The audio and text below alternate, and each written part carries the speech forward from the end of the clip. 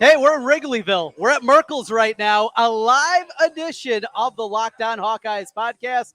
Trent, Condon, LeShun Daniels talking about the crazy week that was in Iowa football and ready for the matchup against the Wildcats today.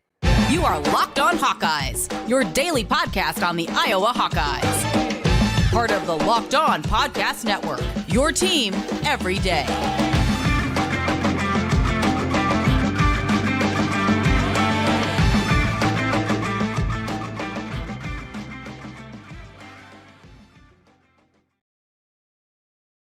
Condon, that dude over there, that's LeShun Daniels, and this is the Locked On Hawkeyes podcast. Thanks for making Locked On Hawkeyes your first listen every day. We're available wherever you get podcasts. You can also find us on YouTube. Make sure you hit that subscribe button. Helps us get in front of more Hawkeye fans. Today's episode is brought to you by the Game Time app. Download the Game Time app, create an account, and use code LOCKEDONCollege for $20 off your first purchase. That is the Game Time app, $20 off your first purchase with code LOCKEDONCollege. LeShun, here we are together, shoulder to shoulder. Now, this is our first time that we've actually met in person, and boy, we're getting close together right away. How's it going? Yeah, no, it's good. It's good. Obviously, this is a great environment to be in, and obviously to do the pod here live in person is pretty sweet. So definitely looking forward to obviously talking about the Hawks today, and then obviously watching the Hawks play against Northwestern. So such a cool environment. So you're an Ohio guy. Were you an Indians fan? Were you a Reds fan growing up? Did you have a baseball team where you just always football? With your dad's background, you didn't give a crap about baseball. Any baseball background for you? Yeah, no, not much of a baseball background. I don't even think I played baseball like growing up, to be honest. So like, obviously, rooted for the Indians back then. Okay. When I did watch baseball, but weren't too focused on it too much. It was all about football and a little bit of basketball. Obviously, having LeBron James. It was pretty cool. So I've heard about some of your hoops exploits back in the day. You can ball a little bit, right? Nah. I mean, I can play good enough to, be at LA Fitness and do some pickup games. Sure, yeah. That's all it takes, right? Yeah. Yep. Pick it up, play with people at noon hour, get that in during the lunch break. But we're here, obviously, to talk some football. So we're at Merkle's again. This is in Wrigleyville. This is the Hawkeye bar of Wrigleyville. And I've been here a number of times in the past. It's so cool. The owner, Russ, he's a great guy, really fun character in here. If you happen to be coming to town or already in Chicago, looking for a place either on Friday night or Saturday, definitely stop on out. They've been incredibly accommodating. In fact, they normally don't even open until 5 o'clock on Fridays, but they opened it up earlier for my radio show. Just a great crowd already of Hawkeye fans. A lot of people having a great time, and certainly love to see that. This is a part, LeShun, you as a former player, you didn't get to see this part of it, right? I mean, it's all business, but now that you're getting further and further removed from it and you're kind of understanding the fan element a little bit more, it's just so cool to come into a city like Chicago. Yeah, there's a lot of Iowa alumni here, yourself included, but to be kind of all together and something like that, it's kind of what makes being a Hawkeye special. Yeah, it's definitely pretty cool. Obviously, we know that Iowa has, the best fans in the country, and for them to come out and, show out like this, I mean, especially this early, as you just mentioned, right? Like this bar isn't usually open at this time. You got this many people out here already, and that the Hawks travel well, especially when it comes to coming to Chicago when you have that opportunity. So really, really looking forward to seeing more of the Hawkeye faithful out here, and I'm super, super excited to be part of this side of the playing field, I'd say now. So going to be a really, really fun party, but there is still ultimately a football game. I've been to a lot of bowl games, been to road trips to every Big Ten stadium. It's not for the newbies. I haven't been to Rutgers or Maryland yet, but been all across the Big Ten. And I like to make this joke with some of my buddies from time to time. We're having a good time, probably drinking a little too much, telling the same dumb stories that we always do, and that's what makes it fun as you're getting older. But there's also a football game. Yep. And there's a football game coming up tomorrow. And we're going to get into a little bit more of the minutia, kind of the week that was here in just a little bit. But I just want to start with the football side of things. Against Northwestern coming up, a Northwestern team that is playing a lot better than I think anybody thought they were going to here. And this Iowa football team getting ready for the game. figuring things out, if you will, trying to find a way off a bye week. In fact, let's start right there. Coming off a bye, what that was like when you were in the Iowa football program. Yeah. Obviously, it playing into a part of that is really how you performed your last game out. And there was times where we were coming off a bye where we didn't play well going into it. And so the bye week was a little bit more focused, a little bit more like, okay, what do we got to do to get back and right the ship? And that's probably kind of how the guys went through it over the past week, especially in the way that they lost, our last game against Minnesota. So there was a lot of probably focus on getting back to focus on things that what do we do well and make sure that we're getting the additional players and the next man up mentality of getting those guys ready. So when it comes to an opportunity, as you get into November, really this is the time of the year where, teams kind of make their stake and make their claim on, how you're going to finish the season. And, you're going to need all the guys that end up traveling with you to make an impact on the football team. So it was probably a lot of focus on that and getting back to right the ship, because now, hey, you're in a position where you're tied for the Big Ten West lead, and you can't really afford to drop any games that you should be winning at this point in time of the year. Let's talk a little bit about the game plan. Northwestern has not been great against the run. A week ago, for whatever reason, Maryland, knowing that they can both run and pass the football, they decide to pass all the time. Well, that's not how you beat Northwestern. I was going to know the only way they're going to be able to win this football game is likely to be able to run the football effectively. Going into a game like that, with the bye week, some tweaks, things like that you're able to do, the equation is very simple. Iowa has to be able to run the football to win this game, but it's easier said than done, right? I mean, there's a lot more work that makes that happen, especially when you're going up against 8-man boxes we saw 2 weeks ago against Minnesota. Yep, no doubt about it. You look at Northwestern and their defense; they do an extremely good job against the pass game, and especially at getting after the quarterback. I mean, last week against Maryland, they did a phenomenal job of really honestly keeping constant pressure and not letting the quarterback feel comfortable back there. And we know that Iowa's strengths definitely is not going to be the passing game. And we know that Northwestern's weaknesses defensively is going to be in the run game. So being able to lean on the run game as much as possible is going to be the thing that's going to lead to success against Northwestern. And I know we talked about it. We talk about it really pretty much every single time we get on this podcast here. And we've talked about how Iowa has developed and kind of changed on how they typically go about and how they attack in the running game, moving away a little bit from, your typical zone runs to get you better numbers when you are running the football. Because as we've talked about before, when you're running zone runs, a lot of times you got to have favorable numbers in the box, no matter how talented your running backs or your linemen are, just because that's just how the scheme works. So when you move to more of that gap scheme, you're running more power plays, you're running more counter plays, you can get away with, running into more of those stacked boxes and to have success. And that's something that I still want to continue them to lean on. I know, a couple weeks ago against Minnesota, the game kind of, really got out of hand from them offensively and, weren't able to really lean on that as much as we want to. So especially going through a bye week and having an opportunity to continue to scout and look at, okay, this is how we performed against Minnesota, and these are things that we weren't doing well. Let's try to get back to doing some of the things that we had success with. And that was a few weeks back prior to that when they were running some of those power plays and running those counter plays and able to create explosive plays in the run game there. Those are the things that are going to help out, even if Northwestern stacks the box.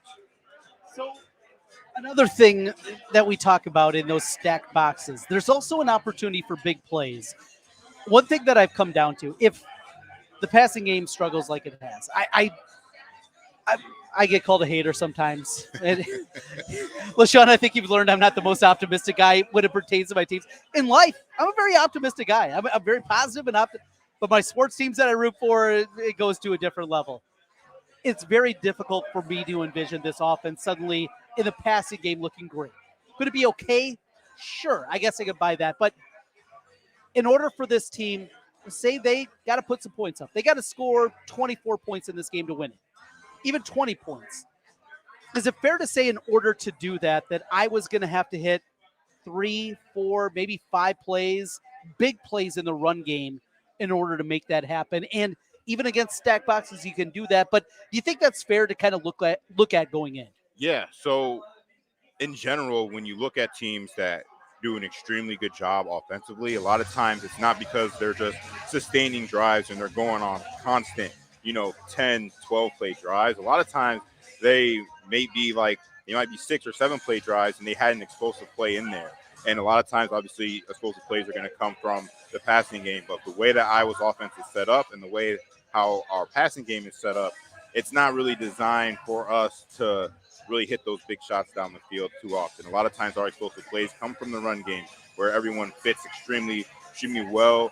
You get a seal on one side and you get another seal on the other side, and it's just a massive lane for the running back to go and make a play, and it creates explosive play there. And those are things that have helped us, earlier in the year, really win some football games and put up enough points to keep the offense in a position to be successful. And to do that, obviously, we've had to have, several big run plays. And there is a way, though, that the Iowa offense passing game can help with that, and that is with the play action game and getting, your receivers involved, getting your tight ends involved. I know that when you lose to your top tight ends, those are the places where the quarterback loves to get to throw the football, and it is unfortunate, but it doesn't necessarily have to be, 30-yard, shots down the field. Even just getting involved in that intermediate area of the field and letting your receiver or whoever it is catch the ball and, create some yards after the catch can help create explosive plays as well. But when you really look at it and you look at where they are in the season, I wouldn't anticipate, obviously seeing that. Just to be frank. So a lot of it is going to end up coming from the run game and success there. And I think the running backs know it, the linemen know it, and I think that they're taking pride in that, and they're going to, try to lean on that as much as possible against Northwestern. Well, it is a game in front of us, but it has been one of the crazier weeks in Iowa football in a very long time. The basically firing of Brian Ferentz, the offensive coordinator, how wild that is. We're going to talk about that, get LeShun's perspective, talk about what Iowa can do here over the course of the final 4 games. And a big question that I have for LeShun is this. Kirk Ferentz, at least from the outside looking in, seems like he's incredibly good when their team's backed against the wall. What's it like inside the locker room when those difficult moments come? We'll do that as we continue here on the Locked On Hawkeyes podcast. We're coming to you live from Merkle. That's right. It is the Hawkeye Bar in Wrigleyville. You're coming out this afternoon. We're going to be here throughout the afternoon, coming there tomorrow. Get ready for the game in Wrigleyville. Make sure to stop out at Merkle's, the Hawkeye Bar. We continue here on Locked On Hawkeyes. Today's episode is brought to you by Game Time and the Game Time app. You shouldn't have to worry about when you're buying tickets to the next big event. Game Time is the fast and easy way to buy tickets for all the sports, music, comedy, and theater events near you. They have killer last-minute deals, all-in prices, views from your seat. Absolutely love that. And their best price guarantee. Game Time takes the guesswork out of buying. Right up until the start of the event, Game Time has you covered. They also have exclusive flash deals and sponsor deals on tickets for all kinds of sports, concerts, comedy, and a whole lot more. And their zone deals let you pick the section, and the Game Time picks the seats for you. What you want to do right now is download first the Game Time app, create an account, and use code LOCKEDONCollege. That's going to get you $20 off your first purchase. Terms apply. Again, create an account and redeem code LOCKEDONCollege. That's Locked On COLLEG for $20 off. Download Game Time today. Last minute tickets, lowest price guarantee. Trent LeShun back with you again on the Locked On Hawkeyes podcast. So here we are, hanging out, getting ready for a little football. You're drinking water over there? Yeah. You're waiting until we finish up. Yeah. All right, I'm slugging down my beer. I'm excited to get some of the Barntown beer. I got to show you this stuff. I know you're not a huge big beer guy, but yeah, they get some wild concoctions. Yep. And thanks to Russ, the owner here of Merkle's, for having us out. It's been really, really cool. It's kind of, as a fan, a good way to end the week, because both in my job, talking about it, media-wise, being on the radio, doing the podcast, and as a fan, it's been such a wild week, just a whirlwind of emotions. Hearing Kirk, after the announcement comes down on Monday from the athletic department office and Beth Getz, and then Kirk's press conference on Tuesday, where it went from, of course, Kirk's coming back, to I'm not so sure, as we hear the Hawkeye fight song blaring through here. it's been a very, very long week. But first of all, I want to get your perspective on kind of the week that was and seeing Kirk in what felt like a very uncomfortable spot for him. Yeah, I mean, like it honestly just sucks. Obviously, like you want, first off, when you think about your entire staff in general, right? You want everybody to do their job at an extremely high level. You want them to contribute, and then it probably amplifies even more when that person just happens to be your son, right? I mean, you've been a part of the program for as long as you can remember, and for it to, obviously happen, obviously it sucks for, Coach Ferentz, it sucks for Coach Brian, it sucks for the team. It just wasn't ideal, but obviously it came to a point where a decision had to be made, and you had to look at taking the next step. So it is a little frustrating for sure. And I know Coach Ferentz was not happy at all. I mean, you could just tell on the Tuesday press conference he was not in the best of moods. And I mean, I can't blame him. I mean, especially if you've been doing things within the program your way for so long, and then obviously you get a new AD who's trying to make their stamp as an athletic director. Like, it can obviously be a little bit frustrating, but at the end of the day, success is being as part of the job, both of Coach Ferentz and as your AD, and making some of those hard decisions is definitely tough. And obviously it was tough on Coach, but it's something that obviously I think that everybody will be able to bounce back from. So another thing I wanted to ask you about is historically, when Coach Ferentz's teams have been back against the wall, that insular kind of us against the world mentality. First, right there, was that something that Coach Ferentz uses motivation? I mean, we know he's not a big rah-rah kind of guy. That's not who he is. It's about doing your work, right? But he'd have some talks before games, but leading into things after practices, things like that. We've talked about that in the past. In moments like this, what it was like when you get that bunker mentality, if you will. Yeah. Coach Ferentz knows that, in general, Iowa is typically underdogs, whether it is from, individual players that, that get to the university, whether it's the team in general. Like, he knows that we are typically underdogs throughout, our time. And he leans on that quite a bit. And especially like when there is adversity through the program, especially obviously like right now. And, my personal experience, you think back going from, that 2014 season into the 2015 year, obviously there's a lot of question marks surrounding it. Obviously we go ahead and make quarterback change, all these different things where everyone kind of figured like, okay, that's it for the Hawks. That's it for Coach Ferentz. Like we're going to be getting ready for the next guy. But then, Coach Ferentz gets everybody to rally behind him. And I think that's really played to a part of, the way that Coach Ferentz has built the culture there at the University of Iowa. The guys in the building, they want to play for each other. They want to play for Coach. They want to continue growing that legacy. And I think Coach Ferentz does an excellent job of getting everybody on the same page to move towards that common goal, whatever that is.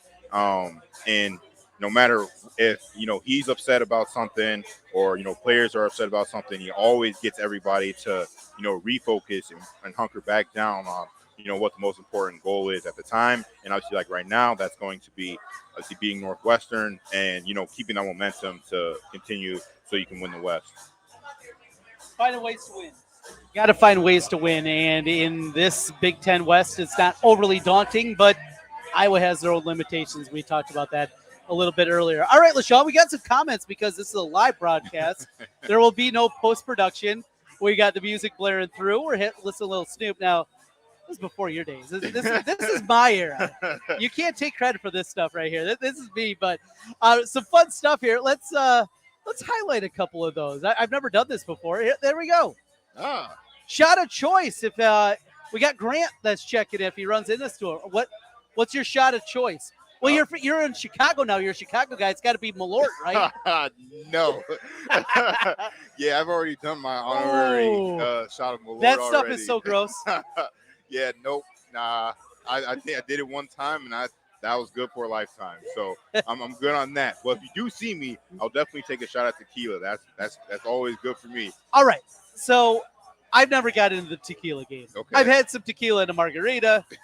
I've had some shots back in the day, hanging out at the field house or brothers, back in the early 2000s. However, you like tequila. I can't envision that because I probably never had good tequila before. What is it? So you get good tequila, though, when you get a shot, right? Yeah. Somebody comes up with one of the back bar kind of bottles. You don't want any of that. No, not at all. But you have good tequila. Do you still do the salt and the lime thing? Sometimes I will. It depends. Like if I'm like with a big group or whatever, and everyone's else is doing it, I'm like, yeah, I'll do it. But if not, like, yeah, I usually just take it. Like it doesn't bother me like that much as maybe something else does. Like, not a fan of Fireball at all. Like that's like, oh yeah, that's a good stuff. Oh no. I had some not great experiences, especially in particular at Iowa from drinking Fireball. So yeah, I typically stay away from that one. No cinnamon whiskey for LeShun. All right, we got that. He likes the tequila. If you see me, I will take a Fireball. I'm absolutely about that. I like something little sweetness maybe to it. Something with peppermint. Okay. I like that. Give myself a little breath mint. That's okay. Some 151, something along those lines, and we'll really be partying here. All right, so there it is, Grant. You see us out. We'll be hanging out here throughout Wrigleyville coming up tomorrow as well. Make sure to hit us up, and we'll have a good time. A couple other comments here. This is from Tacken. Is Tacken? I don't know. That's Takkun. I don't know the double K. Northwestern's always been a thorn in our side. Our offense will have to produce because Northwestern actually looks like it's capable on offense. And that kind of goes, LeShun, to the point I was talking about with you a little bit earlier. If this is a game where I was going to have to score, 20, 24 points, something like that, they're capable. But let's take a look at it from the other side. This Northwestern team has been able to move the football. This is maybe one of the better offenses that they have seen in a while. Minnesota stinks offensively. Wisconsin stunk, obviously, after the loss of Mordecai offensively. Purdue, not very good with Hudson Card making mistakes. They haven't seen a very good offense in a while. Yeah. Haven't seen a good offense in a while. And I mean, even in hindsight, I mean, you look at the Penn State game, and they had a great night against us, but they didn't have a great night against Ohio State and another top defense. And so you look at it, you're like, maybe we haven't actually come across a offense that can really put up points. And it's definitely going to be a challenge. Definitely, it's going to help keeping the defense off the field as much as possible. Obviously, they know that they were able to do that last year against Northwestern and had a great offensive day, but that was last year. And now you're trying to build off some negative momentum that you had over the past couple weeks offensively and to right that ship. So it's definitely going to be a challenge, no doubt about it. He's right. I mean, Northwestern has been a pain in the side for a little bit. I mean, even if they don't win the game, like, they always make it tough on us and kind of force us to have to, do some things maybe a little bit differently than we may have done in the past. All right, we got Esther next. We got to show this one from Esther. She says, I'll have my lucky Hawkeye shirt on. Do you have a lucky Hawkeye? Did you have something that when you're playing, you specifically – I mean, I remember we had this guy in high school that wore the same ratty T-shirt. He was a wrestler. Before every match. It was something that he got in like 4th grade, and he wore the thing, and it was falling apart. It literally could barely hang on his shoulders. Did you have anything lucky? Were you superstitious like that? No. To be honest, no. Like, I know a lot of people do have like their special thing, but I really didn't. I mean, there was stuff like that I particularly liked wearing more than maybe others, but it wasn't like one specific thing that I absolutely had to have every single week. I mean, I feel like I changed my socks or my gloves or even my cleats. Like they were always different week to week. Maybe that was my thing. And it was just like, kind of a subconscious thing. Like I just like changing stuff and having the variety week to week. Never really had a dedicated thing. Nothing specific on that one. Well, Esther, let's hope that lucky shirt brings in a Hawkeye victory. We got more here. We're having some comments as we're doing this live for one of the few times. This is from The Bite. Tell Brian Ferentz to open up the playbook and get Cooper rolling on offense. All right. It's so interesting because when you get to the Cooper DeJean conversation, we've talked about this for a long time. I mean, it makes sense, but how likely would it be that we see, even for a couple of plays, knowing Kirk Ferentz the way that you do, that he does that coming up tomorrow? honestly, I really can't see it. I mean, I'm trying to think of even, maybe some other dynamic Iowa players that we've had even in the past, and I feel like we really kept them away from the offensive side of the football, just because you know how valuable those guys are on defense. So it's tough to say like, hey, let's take a few plays. Let's take maybe 5 to 10 plays and let you come on the offensive side of the ball, even if it is as a decoy. But you look at some across college football landscape, obviously Colorado and Travis Hunter, and even back when I was playing, when you look at Michigan and Jabril Peppers, like those are guys that do an extremely good job defensively, that have ability with the ball in their hands. And yeah, I would love to see that potential with having Cooper on there on the offensive side, because again, he's a playmaker. He can do a lot of good things with the ball in his hands. But again, knowing the way that I know Coach, I feel like it's just something that's not going to happen. It would be pretty cool if it did, and I'd be excited for it. But yeah, just the way that I know Coach, I don't really see it. Things that are likely, things that are going to happen, and I always like to live in reality. And the reality is, it's so difficult to envision Kirk Ferentz doing something like that, even with the injuries that they've had at the cornerback spot. I think certainly accelerates that a little bit more. Well, we will come back here on Locked On Hawkeyes, and we will make our picks for the week. In fact, LeShun, dirty secret, I was drinking a beer beforehand, and I didn't give you the games that we're going to be picking this week. We're both going to be doing this on the fly. We'll see what we can figure out this week. LeShun and myself at our season-long contest presented by FanDuel, taking a look at all the big games that are happening across the college landscape. This is the Locked On Hawkeyes podcast coming to you live. That's right, we are live right now from Merkle's in Wrigleyville. Been a really fun time today. Looking forward to it continuing throughout the weekend. We will continue with more in a moment.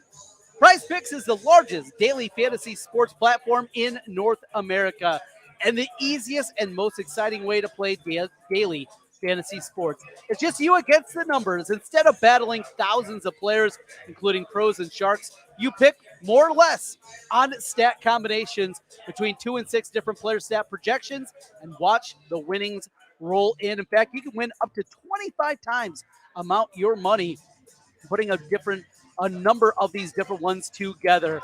Basketball is starting up. NBA, you want Joker, more 10 rebounds or less rebounds. Steph Curry, I played this one the other night.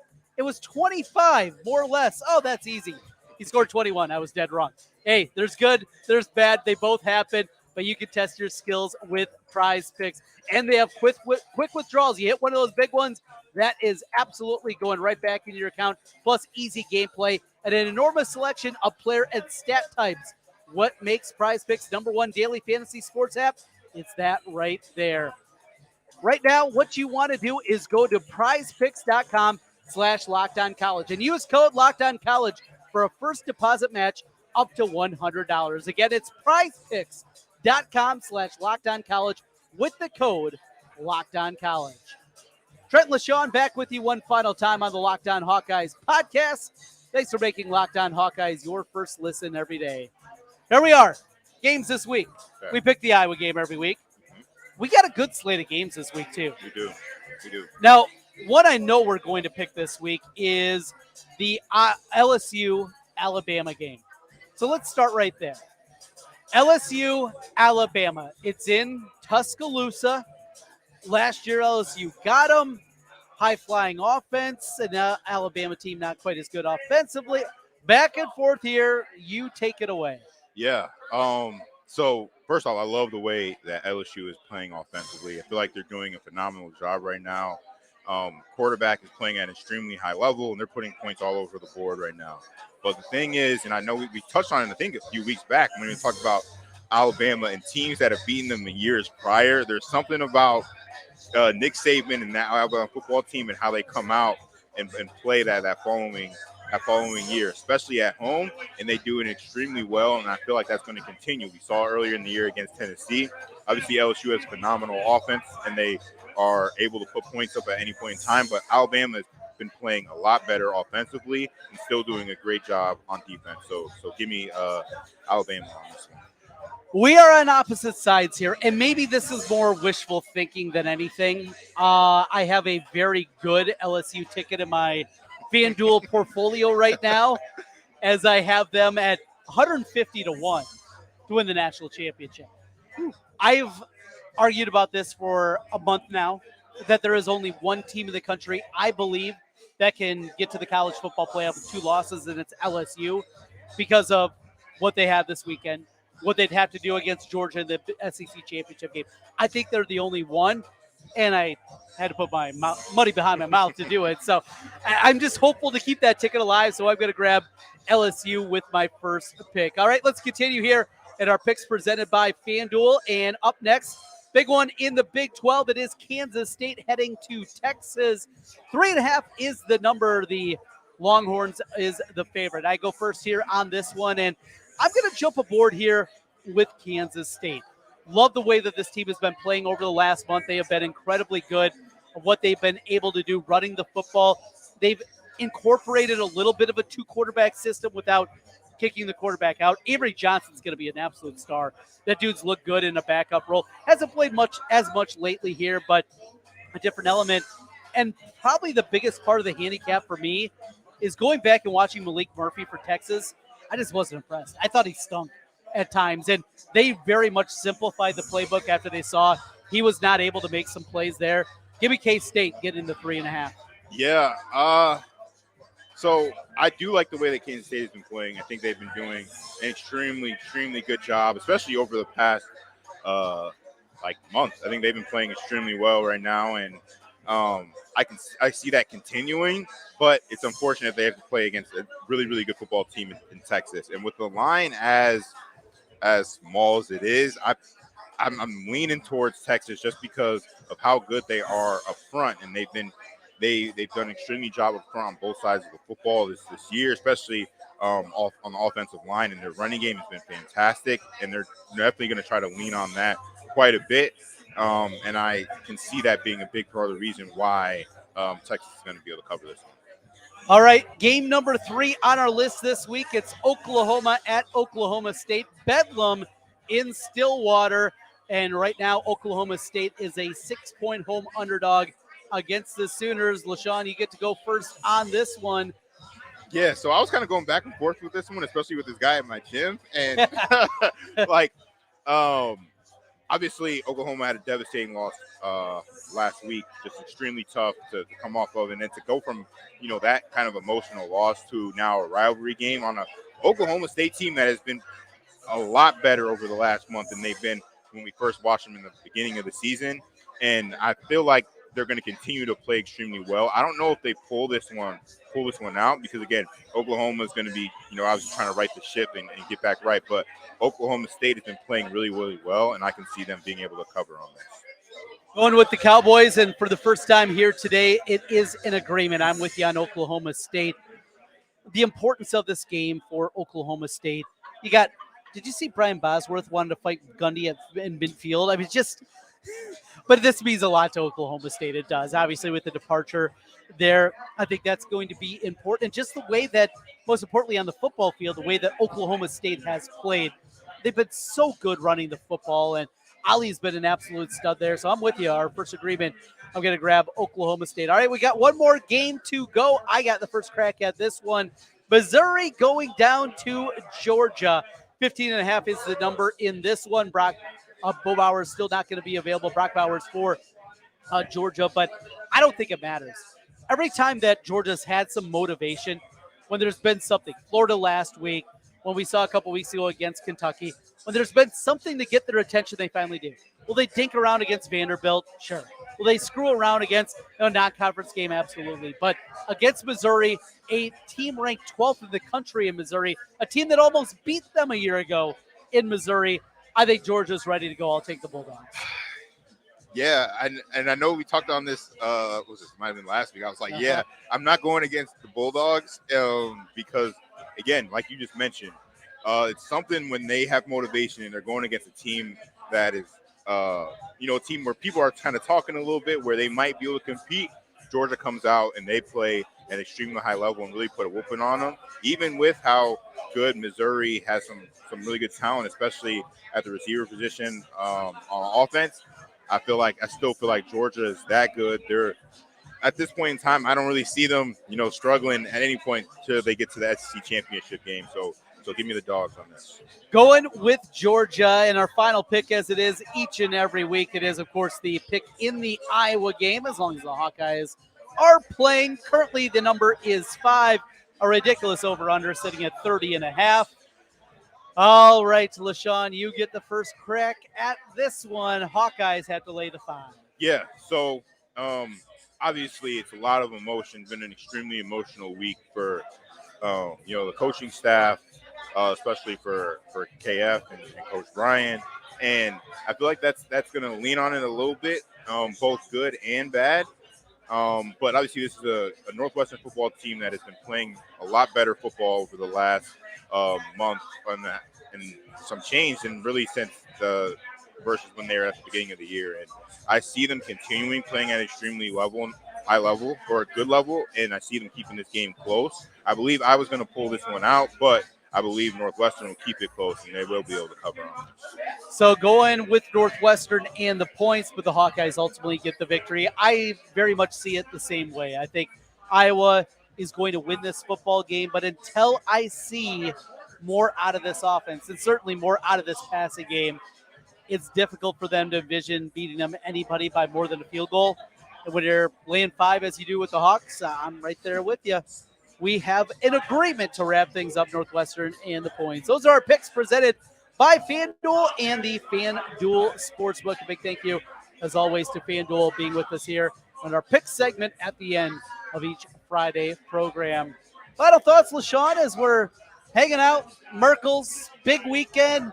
Hawkeyes coming to your new hometown now of Chicago. It's been a fun time. Yeah, no doubt about it. I'm loving the environment. We got more people starting to come in too, and can't wait to see all the Hawkeye fans and all the Hawkeye faithful, show up against Northwestern, and hopefully walk out here with a W. So, and if you see him out and about here in Wrigleyville the next 2 days, tequila for him, not for this guy. That's what LeShun's looking for. Thanks as always for making Locked On Hawkeyes your first listen every day. We'll talk to you again with an instant well, we might do a pregame tomorrow. We'll figure things out. Just keep an eye on the Locked On Hawkeyes feed. We'll talk to you again soon.